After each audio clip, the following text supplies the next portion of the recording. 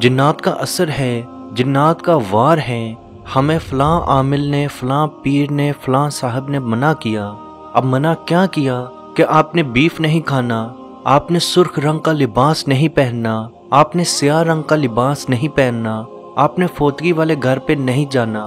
آپ نے اگر کہیں بچہ پیدا ہوا ہے وہاں نہیں جانا، اور اس کے علاوہ بھی بہت ساری چیزیں کہ آپ نے یہ نہیں کرنی، وہ نہیں کرنی۔ تو عزیز دوستو، آج کی خصوصی ویڈیو اسی ٹاپک پہ بنائی گئی ہے۔ سب سے پہلی بات آپ یاد رکھیں، نبی پاک صلی اللہ علیہ وآلہ وسلم گوشت کھانا بہت زیادہ پسند کرتے تھے، یا ہم یہ بھی عام زبان میں کہہ سکتے ہیں کہ نبی پاک صلی اللہ علیہ وآلہ وسلم کی فیوریٹ ڈشز گوشت کی تھی۔ اب وہاں پہ زیادہ تر رواج اونٹ یا بکروں کا تھا، بیف کی طرف یا بیل کی طرف اتنا رجحان نہیں تھا، لیکن نبی پاک صلی اللہ علیہ وآلہ وسلم گوشت کھانا بہت پسند کرتے تھے۔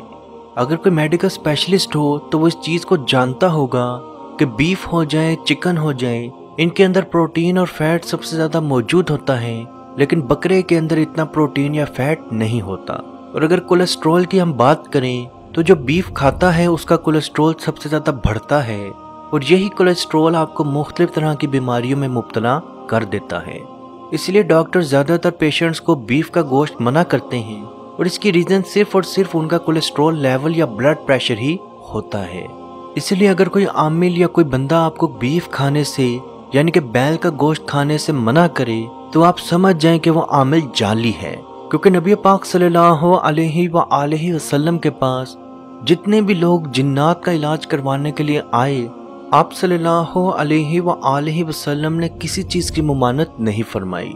بس آپ نے شرک والے کام نہیں کرنے، باقی آپ جو دل کرے کھا سکتے ہیں، جو دل کرے پہن سکتے ہیں، جہاں دل کرے وہاں جا سکتے ہیں۔ کچھ جنات غم زدہ لوگوں کو بہت زیادہ پسند کرتے ہیں، لیکن اس کے معاملات جناتی معاملات سے لینے دینے نہیں ہیں، اور نبی پاک صلی اللہ علیہ وآلہ وسلم سرخ رنگ کو پہننا یا سیاہ رنگ کو پہننا بہت زیادہ پسند کرتے تھے، بلکہ آپ کی جو پگڑی کا رنگ ہوتا تھا وہ بعض دفعہ کالا یا سرخ رنگ کا بھی ہوتا تھا۔ اگر کوئی شخص آپ کو سرخ رنگ سے منع کر رہا ہے یا سیاہ رنگ سے منع کر رہا ہے تو آپ ہرگز منع مت ہوں۔ جنات کو رنگوں سے لینا دینا نہیں ہے، ہاں وہ کالے رنگ کو فوقیت، عام طور پر کالے رنگ کو دوسرے رنگوں پہ فوقیت دیتے ہیں۔ جیسے عامل یا جادوگر جب آپ سے کوئی نیاز یا کوئی قربانی مانگتے ہیں تو وہ خصوصی طور پر کالے رنگ کا جانور ضرور بولتے ہیں، جیسے کالے رنگ کا بکرا یا کالے رنگ کا مرغا، یا اسی طرح سے کالے رنگ کی کوئی بھی قربانی مانگتے ہیں تو اس کی وجہ صرف اتنی ہی ہوتی ہے کہ جنات باقی رنگوں سے کالے رنگ کو فوقیت دیتے ہیں، لیکن انسان جو رنگ مرضی پہن لے، جنات کا اس سے لینے دینا کچھ نہیں ہے۔ تو عزیز دوستو، آپ جنات کے اثرات میں اگر موجود ہیں اور اگر آپ کچھ کھانا چاہتے ہیں، جیسے بیف، مٹن، چکن، کچھ بھی کھانا چاہتے ہیں آپ کھا سکتے ہیں۔ آپ کچھ بھی پہننا چاہتے ہیں آپ پہن سکتے ہیں، کیونکہ ہمارے معاشرے میں یہ دیکھا جاتا ہے کہ لوگ کہتے ہیں کہ تو نے فلاں رنگ نہیں پہننا ورنہ جنات کا تیرے پہ اثر ہو جائے گا۔ تو عزیز دوستو، جنات کا رنگوں سے لینا دینا نہیں ہے۔ نبی پاک صلی اللہ علیہ وآلہ وسلم کا فرمان ہے، شام ہوتے ہی اپنے بچوں کو اپنے پاس جمع کر لو، دروازوں کو بسم اللہ پڑھ کے بند کر لو، مشکیزوں کے منہ کو ڈھک دو اور جلنے والی چیزوں کو بجھا دو، کیونکہ شام ہوتے ہی جنات شیطان زمین پر پھیل جاتے ہیں اور اچکتے پھرتے ہیں، اور جو دروازہ بسم اللہ پڑھ کے بند کیا جاتا ہے شیطان اس دروازے کو کھول نہیں سکتا، اور جو مشکیزہ بند کر دیا جائے شیطان اس میں بیماری نہیں ڈال سکتا، اور جو روشنی بجھا دی جائے تو گھر جلنے سے محفوظ رہتا ہے۔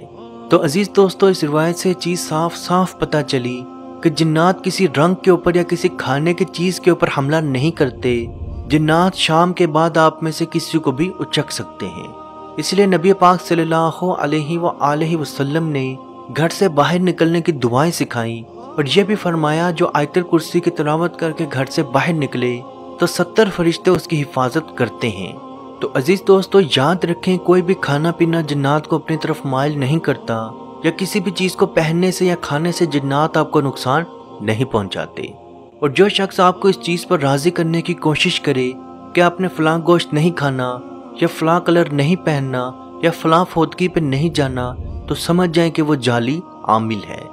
عزیز دوستو، اس ویڈیو کو جہاں تک ہو سکے ضرور شیئر کریں، کیونکہ یہ ایسا مسئلہ ہے جو ہر تیسرے سے چوتھے گھر میں پایا جاتا ہے، اور اگر آپ کی وجہ سے اگر کسی کی پریشانی، کسی کی مشکل، کسی کی بیماری، کسی کی ٹینشن دور ہوگی تو اس کا ثواب آپ کو ضرور ملے گا۔ اللہ پاک سے دعا ہے کہ ہم سب کو اپنے حفظ و ایمان میں رکھے اور ہماری تمام جائز خواہشات پوری فرمائے، اور ہمیں شیطان کے شر سے محفوظ رکھے، اور ہمیں غیب کے خزانوں سے حلال رزق عطا فرمائے، اور جو بہن بھائی اولاد کے خواہش مند ہیں ان کو نیک اور صالحہ اولاد عطا فرمائے، جو بیمار ہیں ان کی بیماری کو دور فرمائے، اور تمام مسلمانوں کو اتفاق سے رہنے کی توفیق عطا فرمائے، اور کشمیر کے بھائیوں پہ خصوصی رحم عطا فرمائے، اور ان کو آزادی کی نعمت عطا فرمائے۔ آمین۔ اللہ حافظ۔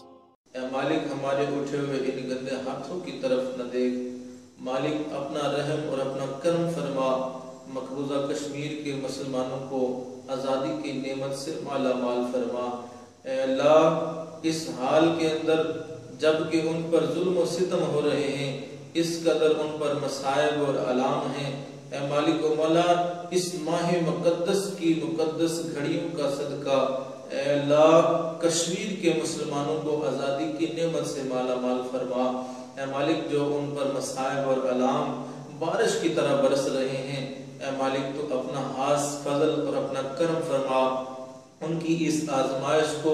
اس امتحان کے اندر ان کو کامیاب فرما، ان کی اس آزمائش کو دور فرما۔ اے مالک و مولا، اپنا کرم فرما، ان کو آزادی کی نعمت سے مالا مال فرما۔ اے مالک، ہم گناہگار سیاہکار جو بھی ہیں، تیرے محبوب کی امتی ہیں، تجھے تیرے نبی علیہ السلام کا، اس کی محبوبیت کا واسطہ دے کر تجھ سے دعا مانگتے ہیں۔ اے مالک، کشمیر کے مسلمانوں کو آزادی کی نعمت سے مالا مال فرما۔ اے مالک، ملک پاکستان کو استحکام عطا فرما،